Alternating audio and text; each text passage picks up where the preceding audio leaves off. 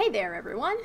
Alright, it is time for my first ever mid-year Freakout book tag. The book tag that everyone on BookTube does about June or July every single year. I'm not tagged by anyone because I don't really know anyone well enough for that, so like all tag videos, I just do them because I want to do them and they're fun, so yay. Normally I do my answers to these book tags off the cuff, but I actually had to think about some of these answers, so in terms of the actual book titles that I needed to come up with his answers, I actually wrote those down. So instead of having them on my phone, I have them on the screen in front of me. There are 13 questions total, so let's get to it. Okay, so question number 1 is, best book you've read so far in 2020? That honor has to go to Let the Right One In by John Avid Lindquist. The version of the book I have is titled Let Me In, after the American movie adaptation, but it's the exact same book, content-wise. It was definitely a shock. Like, I expected I would like it, but I did not expect I would love it so much that it would become one of only 2 5-star books that I've rated so far. There was a lot of disturbing things about it, a lot of incredible things about it. Lindquist's writing style just really worked with me very well. And there's not a single thing about the book I don't like, really. Even the disturbing parts and the disturbing characters. Like, everything about the book came together so well. It's very rare for that to happen. Question number 2 is, best sequel you've read so far in 2020? That would be The Vampire Lestat by Anne Rice. I liked Interview with the Vampire a lot, don't get me wrong, but Louis is a bit of a shit character to follow. Whereas The Vampire Lestat, you're following Lestat the entire time, as you're doing with pretty much the bulk of the series. And being able to see Lestat's origin story, and he only briefly touches on the events of Interview with the Vampire from his point of view, very briefly. But he's just such a better character to follow. He's more optimistic, he has a better personality, he's not all doom and gloom about everything. There's only so much of Louis' personality I can take before I'm like, okay, dude, you're depressing me, get out of my life. Lestat, on the other hand, is like, unless there's something really bad, it takes a lot to get Lestat down. Like, it really does, and I really enjoyed reading The Vampire Lestat for that reason. So, I loved it enough that it's my second 5-star book of the year so far, so. If you liked Interview with the Vampire or felt it was lacking a little bit, I highly recommend you read The Vampire Lestat, because I feel that it fixes most, if not all, of the problems that Interview with the Vampire had. Question number 3 is, new release you haven't read yet but want to. I'm going to list 2 books here, and that would be Crave by Tracy Wolff and The Beautiful by Renee Ahdieh. Both of them are young adult paranormal romances that involve vampires. Both of them came out within the past year or year and a half. And both of them are currently only in hardcover, which means I'm not going to be reading them for a while. I prefer paperback books, so I'm waiting for those versions to come out. Question number 4 is, most anticipated release for second half of the year. Okay, I'm going to list this book because it was originally supposed to come out before the end of this year, but it got pushed back due to the pandemic, and that would be Empire of the Vampire by Jay Kristoff. Jay Kristoff is known for his Nevernight trilogy. I haven't read it yet. I want to read Nevernight eventually, and I will. I'm really intrigued to see what his take on vampires will be, though. From what I understand, the premise of the book is that there hasn't been a sunrise in like 20-something years, so vampires are able to run the world unchecked, and they basically run everything, and the protagonist of the book is the last of a holy order that was dedicated to fighting back and exterminating the vampires, and he is imprisoned due to having assassinated the vampire king, and he is charged with telling the story of his life. According to Goodreads, it's supposed to be a trilogy, so it'll be interesting to see how that turns out, for sure. Every time there is a new vampire series, I am always interested because I always love seeing different people's takes on vampires and how they do things and all that jazz. So definitely looking forward to that book. Question number 5 is biggest disappointment. Oh boy. If you're new to the channel, watching this video, you don't know it yet, but my biggest disappointment of the year so far is Memnoch the Devil by Anne Rice. I am doing a marathon read of the Vampire Chronicles so I can finish it by the end of the year, and Memnoch the Devil is by far the worst book in the series so far. There's a few bad ones, but Memnoch's definitely the worst. And it's not because it's written badly, it's just, I have a certain degree of expectation when it comes to vampire fiction, and there was a whole lot of that was missing. And a lot of it comes to personal preference. There are lots of people who have read Memnoch the Devil that love it for what it has. But to me, it lacks a lot of what makes a vampire novel to me. And when I'm reading a book in the Vampire Chronicles, I want to read about the vampire characters and their experiences and their shenanigans and all that jazz. That wasn't really there in Memnoch the Devil. So, I have a review for Memnoch the Devil. It will be like in the cards or description somewhere for you to check out if you're new here and haven't seen it yet. Question number 6 is biggest surprise. That, I'm going to list 2 books here, but before I do that, I'm going to give an honorable mention. And I'll say an honorable mention because I read this book last year, around the end of last year, last few months of last year. And it was a big surprise for me, but because I read it last year, it doesn't count. Still mention it anyways, and that is Salem's Lot by Stephen King. There was a lot of people that I was interacting with that were not fans of Stephen King as a writer, and so I went in with very, very low expectations because I've never read any of his books before or since, and as a result, I came out really, really enjoying Salem's Lot. Like, really. I read the book as a break from reading Dracula because I was having a hard time reading that book. And I breezed through Salem's Lot so fast for the time. Like, for me, it was fast. And it's still one of my favorites on my shelf to this day. Now, in terms of my actual responses to this question, I'm going to list 2 books. I'm going to list Let the Right One In, again, because, of course, and then I Am Legend and Other Stories by Richard Matheson. Both of them came as surprises to me with how well I would like them. With I Am Legend, I was kind of skeptical about that one because it's not just the one story, the title story of the collection, but like all the other stories in the collection, it was going to be hit or miss as to whether I would like them or not.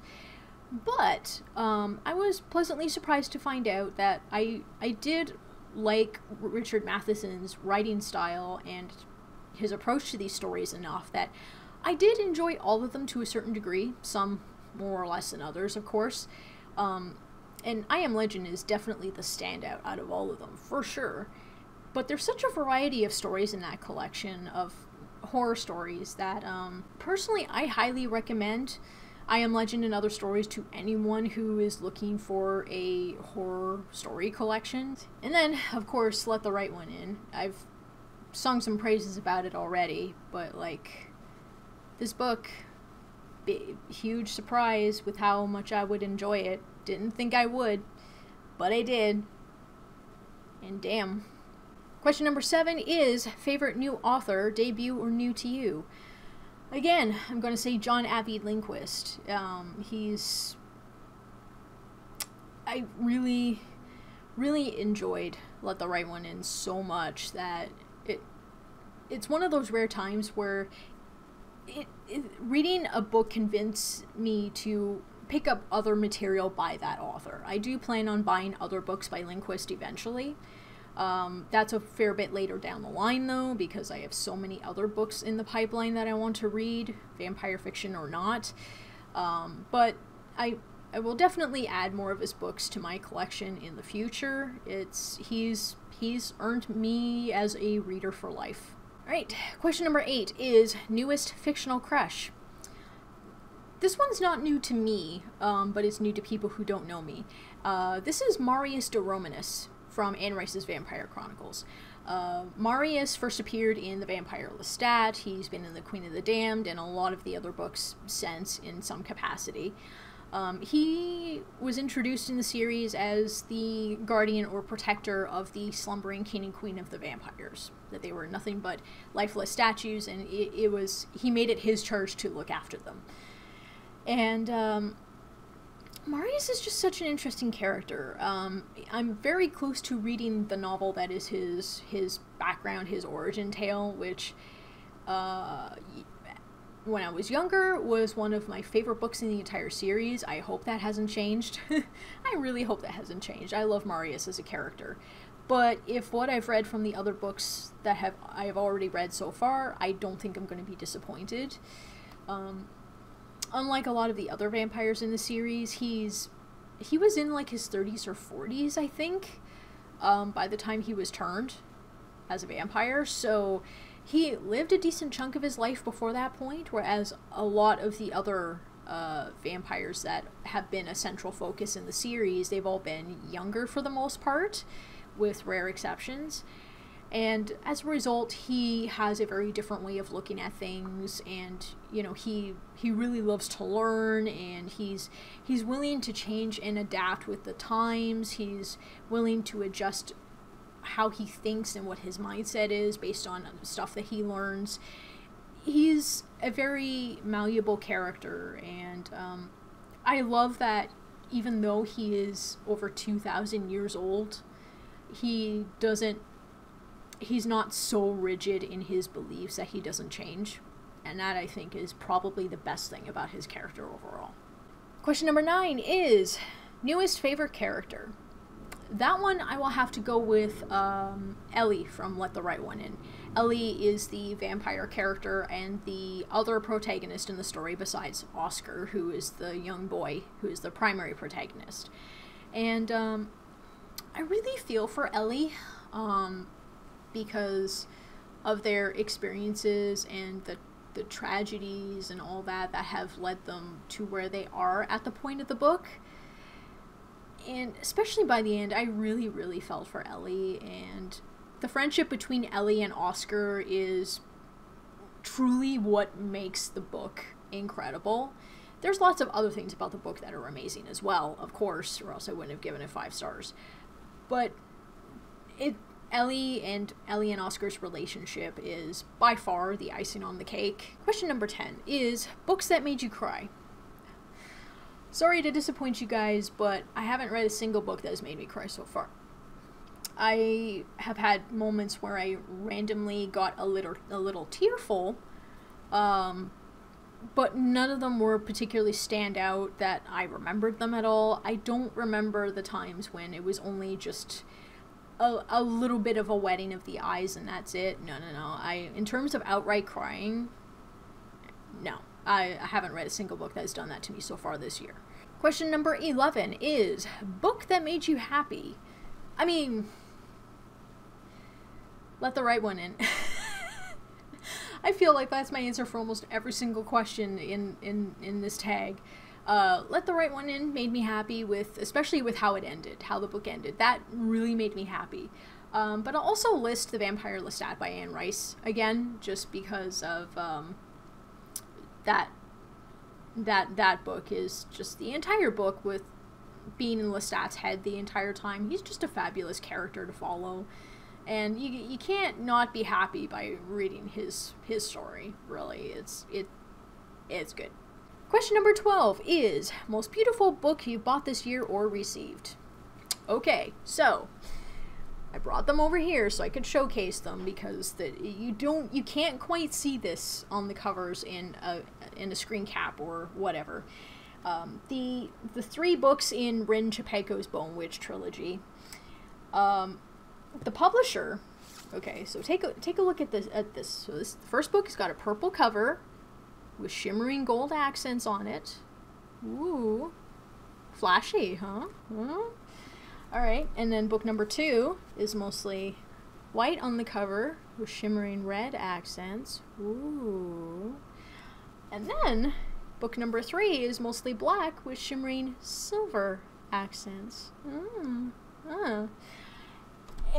oh my gosh, like, Publisher is who? Source Books Fire? Okay. The publisher? I don't know who at the publisher decided it was a good idea to do that with the covers for these 3 books. But, oh my gosh, like, normally that kind of thing is like a hardcover book thing, from my experience. Correct me if I'm wrong, but normally hardcover books that get that kind of treatment. But all 3 of these got that kind of treatment, even in paperback form, and I'm just super thrilled about that. Like, they are the prettiest books I have seen so far, and that is saying something, because I am very, very, very picky about my book covers.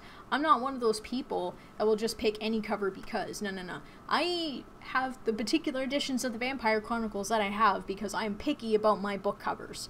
And the covers for the Bone Witch trilogy are just perfect. They are perfect. I wouldn't have been come up with it, but they're perfect. I love them so much. 13th and final question is, what books do you need to read by the end of the year? Guaranteed, without a doubt, I need to finish the rest of the Vampire Chronicles by Anne Rice. It's 15 books total, including the 2 books from New Tales of the Vampires. There's 8 books remaining in the series, still. I plan on reading at least one of them for this month. If I finish reading my TBR fast enough, then I'll probably pick up another one as a bonus book. But yeah, I need to finish the Vampire Chronicles by the end of the year so I can do all sorts of extra videos and stuff for that. I really, really want to do that, and I'm making it a plan. I'm pushing for it really hard. Alright, so there you have it. There's my answers to the mid-year Freakout book tag, my first ever mid-year Freakout book tag, the words. Feel free to discuss in the comments below. I've included the original mid-year Freakout book tag video in the description, in case you're interested. I don't know anyone well enough to tag for this video, so if you're watching this video and you haven't done it yourself yet, go do it. It's fun. It's great. Just do it, okay? Just. And with that, I would like to thank you for watching. I post a new video on Tuesdays and Fridays. Have a good one, and I'll talk to you later. Bye!